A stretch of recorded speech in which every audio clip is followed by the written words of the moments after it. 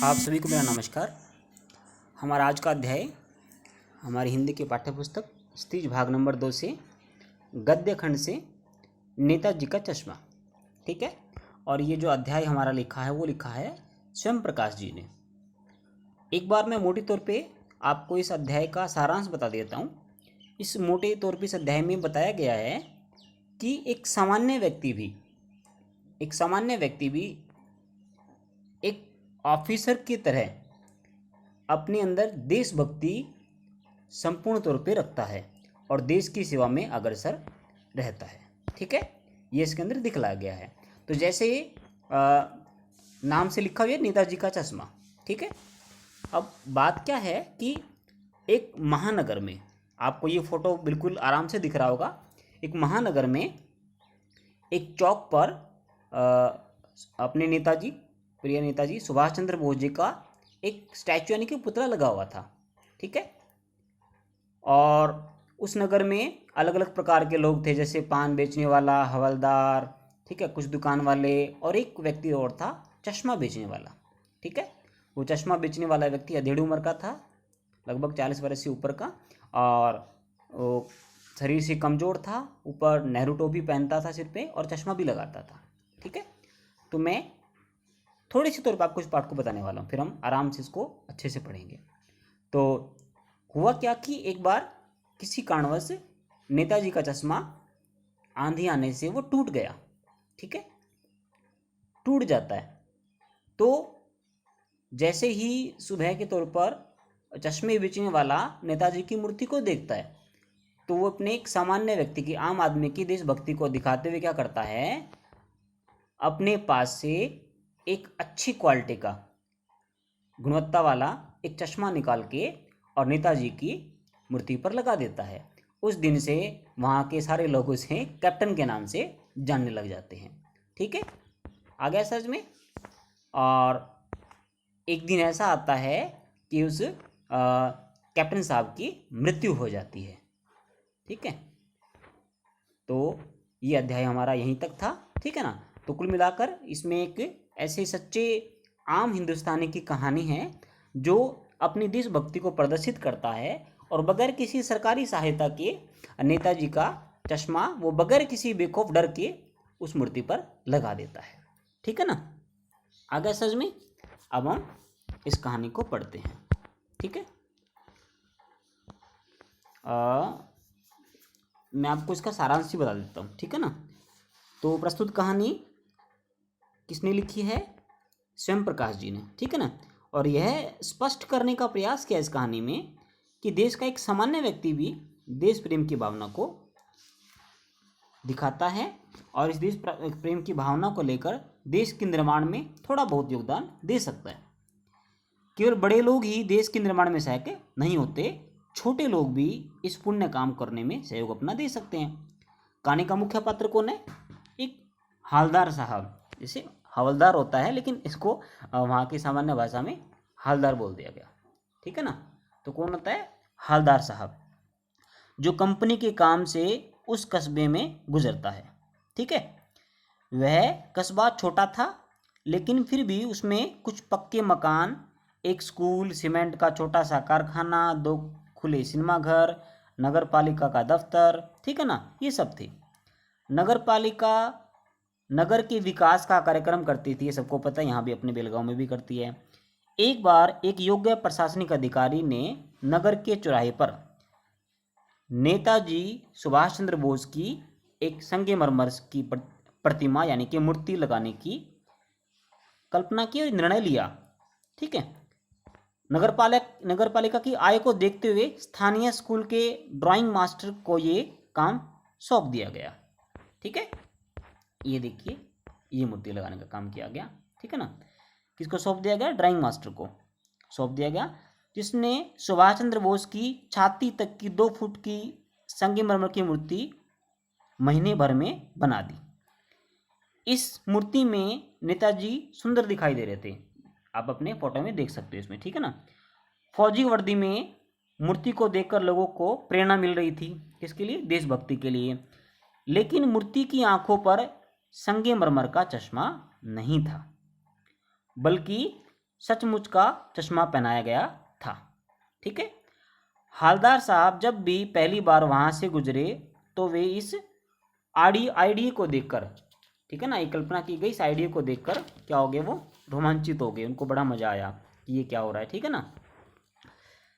पहली बार मूर्ति को देखने के बाद हालदार साहब उसके बारे में कुछ सोचने लगे। उसे लगा कि आज भी देश के लोगों में देशभक्ति की भावना है। इसी कारण वे देश के वीरों का सम्मान करते हैं। क्योंकि मूर्ति तो संगमरमर की थी, लेकिन चश्मा किसका लगा हुआ था? सिंपल जो हम लगाते हैं। और वो चश्मा किसने लगाया था? कैप्टन साहब। कैप्टन साहब कौन थे? वो सामान्य आम व्यक्ति जो चश्मा बेचता था, उसने लगाया था। ठीक है ना। दूसरी ओर कुछ लोग देश के बारे में बात करने पर मजाक उड़ाने लग जाते हैं। जब हवलदार साहब दूसरी बार कस्बे से गुजरे तो नेताजी का चश्मा बदला हुआ लगा। इससे वे और रोमांचित हो उठे। अब आप कहोगे बदला हुआ कैसे लगा? मैंने बताया ना कि आंधी आने से या बच्चों की शरारत की वजह से वो चश्मा गिर के टूट गया था। तो कैप्टन साहब यानी कि चश्मे वाले ने दोबारा से नया चश्मा लगा दिया था। ठीक है ना। इसमें आ जाएगा।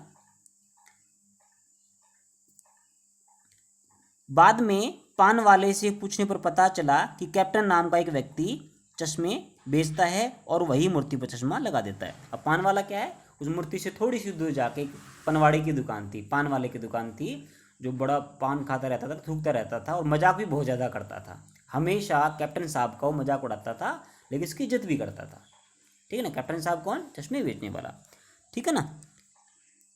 तो पान वाले ने बता दिया उसको, यदि ग्राहक को वैसा चश्मा पसंद आता है तो वह उसे उतारकर ग्राहक को दे देता है और दूसरा चश्मा लगा देता है। आ गया समझ में? मान लो कि वो चश्मा नेताजी को लगा हुआ है और किसी ग्राहक को पसंद आ गया तो वो चश्मा उतार के वो ग्राहक को दे देता है और उसकी जगह पर नया चश्मा लगा देता है। ठीक है। जिससे कैप्टन यानी सामान्य व्यक्ति की देशभक्ति की प्रेरणा में मिलती है। हालदार साहब को यह भी पता चला कि ड्राइंग मास्टर संगमरमर का चश्मा बनाना भूल गए थे। और ड्राइंग मास्टर कौन था? नगर पालिका वाले ने, वहाँ का ऑफिसर ने जिस व्यक्ति को मूर्ति बनाने का काम दिया वो चश्मा बनाना भूल गए थे। इसलिए कैप्टन को मूर्ति पर चश्मा लगाना पड़ता है। ठीक है ना। आप इस बात को ध्यान रखना, कैप्टन कौन है? कैप्टन कौन है? कैप्टन एक आम आदमी है जो चश्मे बेचता है। हालदार एक कंपनी का आदमी है। ठीक है। और पनवाड़ी मूर्ति से थोड़ी सी दूर जाके, उस मूर्ति वाले चौक से थोड़ी सी दूर जाके एक पान वाले की दुकान है जो कैप्टन से बहुत ज़्यादा बातचीत करता है और हवलदार साहब उसके पास पान खाने जाते हैं। ठीक है। हालदार साहब के मन में जिज्ञासा थी कि एक बार तो वह जीप की ओर चले और फिर पीछे मुड़कर पान वाले से पूछा कि क्या वह कैप्टन चश्मे वाले नेताजी का साथी है या आज़ाद हिंद फौज का कोई भूतपूर्व सैनिक है। क्योंकि प्रारंभ में उसे पता नहीं था कि कैप्टन कोई बड़ा वाक्य में कैप्टन नहीं है, एक सामान्य चश्मे वाला है। तो हवलदार साहब उसे देखने का मन बना चुके थे कि मैं उसे देखना चाहता हूँ। पान वाले ने मुस्कुराकर कहा, नहीं साहब, वह लंगड़ा क्या जाएगा फौज में। सामने ही चश्मे वाला आता दिखाई दिया। हवलदार साहब को देशभक्तों के साथ ऐसा मजाक बुरा लगा। अब देखो, जो पनवाड़ी था ना, वो बड़बोला था, मजाक में कुछ भी बोल देता था, लेकिन वाक्य में वो कैप्टन की यानी लंगड़े चश्मे वाले की इज्जत करता था। ठीक है ना। उसने देखा कि कमजोर लंगड़ा आदमी गांधी टोपी पहने, काला चश्मा लगाए, हाथ में एक लोहे की पेटी और बांस पर चश्मे लटकाए हुए आ रहा था। वह दरअसल फेरी लगाकर चश्मे बेचता था। फेरी समझ गए ना, गलियों में घूम घूम के या चौक पे घूम घूम के। हालदार साहब उस कैप्टन के बारे में कुछ जानना चाहते थे, लेकिन फिर वे जीप में बैठकर चल गए। ठीक है ना। क्यों चले गए? उसने सोचा भी कोई वाकई में आर्मी से रिटायर्ड या आज़ाद हिंद फौज का कोई व्यक्ति होगा, लेकिन उसने देखा था कि लंगड़ा सा एक सामान्य व्यक्ति था। ठीक है ना। देखो फोटो में भी आपको दिख रहा होगा, इसके एक पाँव नहीं है। ठीक है ना। लगभग 2 साल तक वे इस कस्बे से गुजरते रहे और चश्मों का बदलना भी देखते रहे। ठीक है ना। यानी वो जब जब आते उसे हर बार नया चश्मा दिखाई देता। नेताजी की मूर्ति पर कभी गोल, कभी चकोर, कभी लाल, कभी काला और कभी धूप वाला चश्मा होता। अब आपको पता है वो चश्मे वाला ऐसा क्यों करता था? देशभक्ति भी दिखाता था और इसलिए भी लगाता था ताकि लोग इस चश्मे को देखें और खरीद ले और मैं नेताजी को दोबारा एक नया चश्मा लगा दूँ। जिस दिन कोई व्यक्ति चश्मा नहीं खरीदता तो वो लंगड़ा व्यक्ति यानी कैप्टन साहब उस चश्मे को उतारते नहीं थे। ठीक है ना। एक दिन हालदार साहब ने देखा, हालदार साहब समय कंपनी का आदमी जो वहाँ से गुजरता था, कि मूर्ति पर कैसा भी चश्मा नहीं था, अर्थात कोई भी चश्मा नहीं था। उस दिन पान की दुकान भी बंद थी, यानी जिससे वो पूछता था कि भाई कौन चश्मे वाला है, वो भी बंद थी। जब वे अगली बार आए तो मूर्ति पर कोई चश्मा नहीं था। ठीक है। हालदार साहब ने पान वाले से इसका कारण पूछा। पान वाले ने आंखें नम करते हुए, यानी आंखें नम करना एक मुहावरा है भाई, इसका अर्थ क्या आ जाएगा, आंखों में आंसू आना या रोना। ठीक है। कहा कि कैप्टन मर गया, अर्थात चश्मे बेचने वाला मर गया। वे लौटते समय सोचने लगे कि जो लोग देश के लिए अपनी घर गृहस्थी, जवानी और जिंदगी सब कुछ बलिदान कर देते हैं, लोग उन पर हंसते हैं। अब हंस कौन रहा था? देखो, मरने से पहले हमेशा कौन हंसता रहता था? वो पनवाड़ी यानी कि पान बेचने वाला, लेकिन आज वो भी दुखी था। ठीक है। कुछ दिन बाद हालदार साहब फिर उधर से गुजरे। उन्होंने अपने मन में निश्चय रखा था कि वहाँ न तो पान खाएंगे और न ही मूर्ति की तरफ देखेंगे, परंतु जैसे ही चौराहे पर आए उन्होंने क्या किया, उनकी आंखें मूर्ति की ओर उठ गई। हालदार साहब ने कुछ ऐसा देखा कि चीख कर जीप को रोकने के लिए आज्ञा दी, अर्थात उसका ड्राइवर जीप चला रहा था, जोर से आवाज लगा के उसे बोला कि गाड़ी रोक दो।